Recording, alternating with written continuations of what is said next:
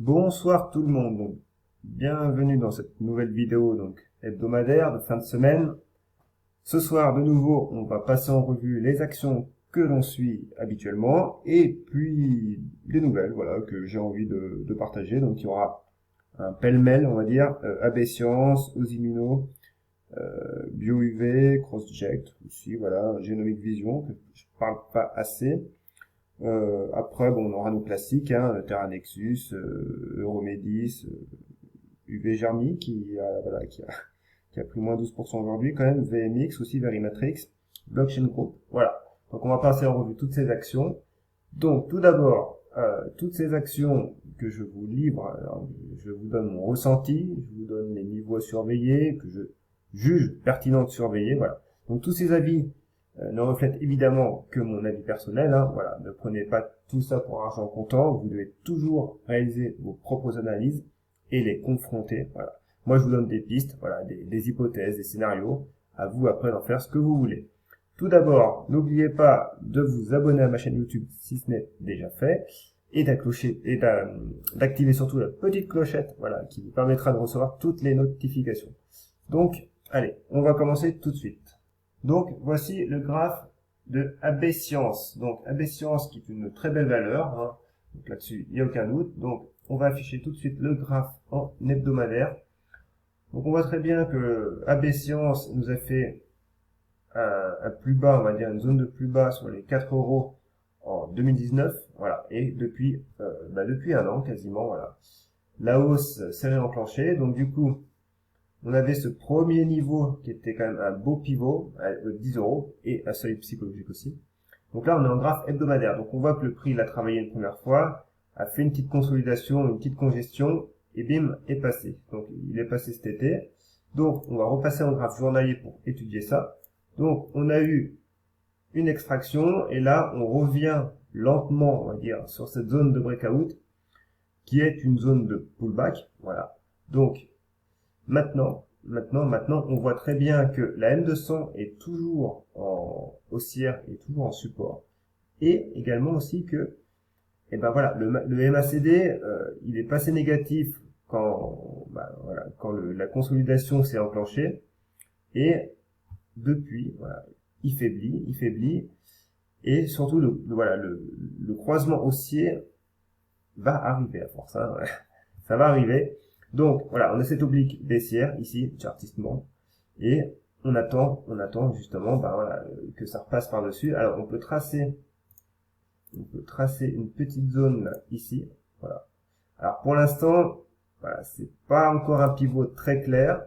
Néanmoins, si on tient cette zone des 10 euros, que le MACD continue de s'améliorer et que le croisement de son signal se fait, cette zone-là, des 10 euros, 11,60 € ici, là, voilà, peut être pas mal à jouer. Donc du coup, c'est juste, on regarde un graphe en 4 heures, on voit très bien que voilà, hein, on a ce range-là qui est parfaitement défini, hein. Donc, on attend. On peut évidemment voir un tout premier pivot court terme sur les 10,76, mais moi, c'est surtout ce niveau des 11,60 avec cette cassure d'oblique baissière que je surveille pour AB Science. Voilà. Après, nous avons Osimino. Osimino qui est pas mal aussi. Donc, pareil, graphe hebdomadaire tout de suite pour prendre la tendance globale. Donc là, on voit très bien que on revient sur des prix sur des niveaux de prix qui sont complètement intéressants. Alors, voilà. Déjà, on a cette zone ici. Après, on a ce niveau ici. Voilà. Clairement. Toc. Alors, niveau que je vais mettre en rouge. Et en hebdomadaire, on voit très bien qu'on est revenu pile dessus. Voilà. Maintenant, si on passe en journalier, donc on affine un peu. Donc, on avait une zone de support qui était par là. Voilà. Quelque chose près. Voilà. C'est une zone, hein, c'est pas non plus une séance exacte au point près, hein, méfiez-vous quand même. Voilà. On peut même tracer une oblique haussière, voilà, qui est actuellement ici. Alors, que je vais mettre en verte. Voilà. Et du coup, voilà, ce niveau-là, qu'on avait tracé sur le graphe hebdomadaire, il se retrouve ici. Donc on peut affiner, on voit très bien que la zone des 7,76, 7,50 est un premier pivot là, mais le pivot moyen terme quand même, voilà, c'est les 8,50. Et on voit que le prix a déjà échoué une fois dessus. Voilà. Donc maintenant, bah, voilà. Après, au niveau des indicateurs, on voit que bon, le MACD ne donne pas trop grand chose parce que forcément, on était en range, donc toujours pareil, hein, un MACD quand le prix est en range, il est inefficace. On voit que le RSI est dans une bonne dynamique haussière. Néanmoins, voilà, il commence à bah, c'est pas qu'il commence, on approche de la zone de surachat, mais pour l'instant, il y a encore de la marge de manœuvre, amplement. Donc voilà, donc on surveille. Après, on pouvait tracer cette oblique-là, donc on voit très bien que le prix s'en est extrait, mais voilà, on est dans une zone, on va dire, de construction, quoi. Et c'est surtout, voilà, ce graphe hebdomadaire. Alors, voilà, cette zone-là, déjà, si on passe les 7,50, ça sera pas mal. Et après, 8,50, vraiment, voilà, pour voir quelque chose de moyen terme, vraiment joli, quoi. Bon, après, le graphe mensuel, il nous indique pas grand-chose. Voilà. On retrouve nos niveaux, mais il nous indique pas grand-chose. Ensuite, alors j'ai CrossJet. Alors CrossJet, j'en ai pas parlé des masses, même pas du tout, je pense. Mais alors, 31% vendu, pas mal. Du coup, pareil, graphe hebdomadaire, on voit très bien que le prix échoue aujourd'hui, bah, cette semaine du coup, sur la M200. Voilà. Néanmoins, voilà, la dynamique là quand même est pas mal. Alors, toc, ici, oblique, haussière en support. Alors, je refais un peu, je réactualise un peu mon graphe. Donc ici, on avait une zone de résistance. Donc, là, c'est pas très net, mais bon, voilà, on est en plein dedans ici, donc ça ne veut pas dire grand chose actuellement. Voilà. Au niveau du MACD, on voit très bien que voilà, on est encore dessous quand même, mais voilà, pareil, on voit l'histogramme, ça se retourne tout doucement. On est en hebdomadaire quand même, hein, faut pas l'oublier. Par contre, voilà, en daily, on voit très bien que là, on a quelque chose qui commence à se jouer qui est pas mal. Donc voilà, le niveau de 3 euros, 3,10 €, voilà. Et cette oblique baissière, pareil, toc. Donc, voilà, on est là. Donc le prix construit pas mal. J'ai ce niveau-là, donc pareil, on peut tracer une petite zone de résistance, ici, voilà. Maintenant, voilà, soit le prix confirme d'emblée lundi et on peut rejoindre la zone des plus hauts des 4 euros, 4,30 €, soit il continue de travailler, voilà, il congestionne et il nous offre de nouveau un beau pivot sur les 3 euros. Ensuite, j'ai Genomic Vision, elle, pareil, elle nous a fait une belle séance, oui, voilà, 20% quand même. Donc, du coup, je disais que, voilà, plus tôt dans la semaine, j'avais tracé cette oblique qui correspondait quand même à un seuil important, hein, qui était les plus hauts ici, et qu'on n'était pas prêt, on n'était pas très loin des 1 euro. Voilà, le prix a consolidé, on est reparti, et on casse ses plus hauts. Donc c'est très bon. Voilà. Évidemment, le RSI est en surachat. Pour l'instant, pas de signal baissier, c'est la cassure des 70 hein, qui fait un signal baissier.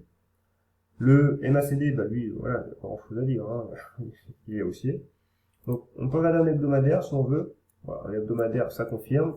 Alors évidemment, sur le très long terme, on voit très bien que cette zone-là, qui date quand même de 2018, on revient sur cette zone.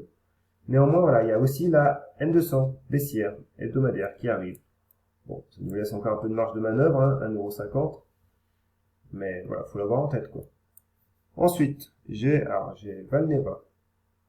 Ouais, Valneva, alors, je le retrouve, qui est là. En hebdomadaire. Alors, en hebdomadaire, ce qui est intéressant, c'est qu'on voit très bien que, voilà, on a fait une nage basse. Néanmoins, sur cette semaine, on conserve le canal aussi. On le conserve, mais alors, on va dire que c'est de justesse. Donc moi, actuellement, je privilégie plus maintenant une latéralisation dans cette zone des 6 euros. 6 euros, 7,50 €, 7,40 €, voilà.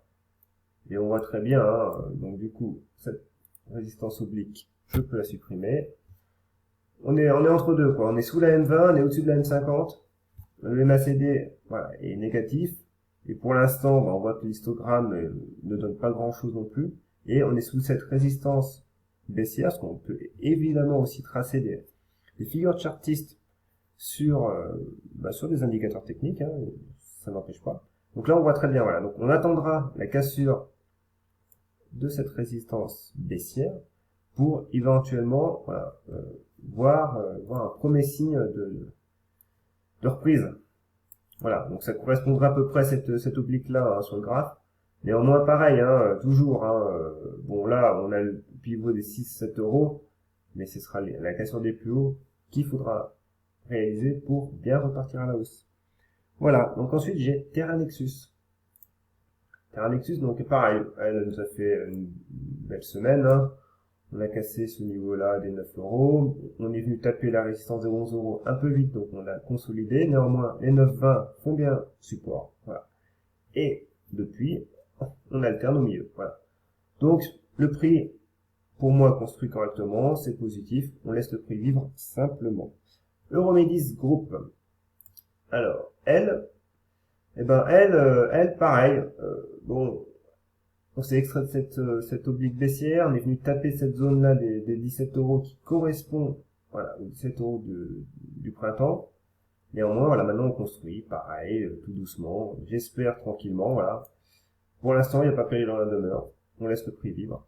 On a la M20 qui arrive petit à petit, bon, qui est à 13 euros, hein, donc il y a encore un peu de marge. Voilà, on laisse le prix vivre. On est pour l'instant dans la zone de construction, on va dire classique, hein. Donc, on laisse. Ensuite, on va reprendre un peu nos valeurs classiques. Donc du coup, UV Germi. Elle, par contre, voilà, elle construisait très bien jusqu'à hier et aujourd'hui, donc petit cap baissier et on revient, voilà, sur cette zone-là, donc cette ancienne oblique haussière baissière qu'on avait cassé à la hausse. Puis voilà, ce groupe de résistance de moyenne là qui fait support. Donc actuellement, c'est pas top quand même. Voilà. Moi, pour l'instant, j'ai rien fait, hein, mais parce que j'ai quand même une position dessus, mais je la laisse. Néanmoins, voilà, faudrait pas clôturer au-dessus des 9,50 quand même, parce qu'on a le MACD là, qui est proche de croiser à la baisse, donc du coup, le RSI, lui, est plus réactif, donc il a tout de suite, donc voilà, donc pour l'instant, cette zone-là, des 9 euros, 9,50 € est à surveiller et à tenir, voilà. Ensuite, voilà, on va un peu sortir des biotech. Ah, une dernière, si, quand même. TerraDiag. Alors, TerraDiag, ben voilà, elle est pas mal, toujours. Bon, on fait une consolidation, quand même, une bonne consolidation, parce on vient retaper quand même le niveau des 38,20. Voilà, mais ce niveau a été réactif, on rebondit dessus, mais voilà, c'est un peu faiblard. Donc, pour l'instant, bah forcément, vu l'envolée qu'on a eu, les moyennes mobiles sont un peu basses, et elles vont mettre du temps à arriver. Donc le RSI a donné son premier signal baissier, le MACD s'affaiblit. Voilà. Néanmoins, encore une fois, pour l'instant, il faut tenir ce niveau à cette zone des 4 euros, 4,15 €, 4 euros, on va dire, 4,50 €, voilà. C'est assez large, mais voilà, c'est cette zone qu'il faut quand même tenir hein, pour pas que le prix ne s'enfonce et au final, il fasse quand même une bonne partie de sa hausse parce qu'il pourrait quand même venir retaper la zone des 3,50, 3,30, donc ça fait quand même une belle marge de progression à la baisse. Donc voilà, c'est une zone à tenir. Bon, en hebdomadaire, alors on voit que le RSI est proche, pareil, de franchir à la baisse. Néanmoins, il peut pareil nous faire le même scénario qu'en début d'année, hein, rebondir et repartir. Voilà. Mais voilà, pour l'instant, on va pas se transformer en 2,20, hein, c'est pas mon genre et c'est pas ce que je veux faire. Donc voilà, on est dans cette zone-là, voilà ce que je vous disais. On laisse le prix travailler tranquillement. On voit très bien que voilà, les bandes de Bollinger divergent, mais très faiblement. Donc, il est urgent d'attendre. Voilà, simplement. Donc voilà, donc j'espère qu'elle va tenir ce niveau quand même et qu'on va repartir à la hausse. On a une oblique baissière à tenir, à franchir. Donc on est en phase de latérisation. Hein. Voilà, entre 5,40 et 4,40, on va dire qu'on latéralise et pareil, encore une fois, on laisse le prix vivre, hein, simplement. Donc on peut très bien revenir rebondir et construire en zigzag. Donc on attend. Donc maintenant, pareil, deux petites valeurs pour terminer tranquillement. Alors j'ai Blockchain Group, voilà. Alors elle est intéressante. Ça nous a fait une belle hausse aujourd'hui, mais on voit très bien que voilà, le seuil d'1 € bloque. Hein, on fait plusieurs mèches quand même. Et puis qu'on clôture sous les 1 euro et voilà, sur ce niveau des 0,97 là. Donc pareil, hein, donc les indicateurs ne sont d'aucune utilité. Pour l'instant, la dynamique est bonne. Voilà. Alors, si on veut, on peut tracer une oblique dans ce style-là, mais voilà, pour l'instant, c'est pas très probant, on va dire. Donc, je la garde pas. Et puis, voilà, hein, toujours pareil, tenir cette zone des 0,90. Voilà, pour latéraliser, construire, repartir. Toujours le même schéma, quoi. Voilà, et la dernière pour ce soir, j'ai Verimatrix. Alors Verimatrix, voilà, elle nous a fait peur hier, hein, elle nous a bien fait peur. Elle repart aujourd'hui et elle revient quasiment sur sa zone de gap, hein, voilà, et sous la M50. Donc pour l'instant, elle a sauvé les meubles aujourd'hui, hein, on va dire, voilà, en repartant bien correctement dans le bon sens. Et voilà, on a un range, clairement, hein, pareil, de nouveau, hein, entre 2,96 2,35 et cette oblique baissière à casser à la hausse, donc qui correspondra quelque chose près avec cette M50, voilà, cette zone-là, pourquoi pas revoir le haut de ce range, et d'ici là, on en reparlera. Voilà, c'est tout pour ce soir, donc si vous aimez cette vidéo, et si vous êtes encore là, c'est très bien, donc si vous l'aimez, mettez-moi un petit pouce bleu, voilà, ça montre un peu voilà l'engagement que j'ai sur ces vidéos. Et puis n'hésitez pas à vous abonner, voilà. Cette vidéo, ces graphiques sont faits sous la plateforme TradingView, voilà, pour ceux qui connaissent pas. Donc j'ai réalisé un tutoriel complet sur le site, hein, je l'ai réalisé cet été. Donc qui vous montre toute la prise en main, voilà, vous faire des listes, vous créer des alertes, bien paramétrer la zone graphique, voilà, la gestion des unités de temps aussi, la différente visibilité en fait de vos tracés sur ces différentes unités de temps, voilà. C'est complet, donc je vous encourage à aller le voir. Donc voilà, donc je vous dis à la prochaine, bye et bon week-end.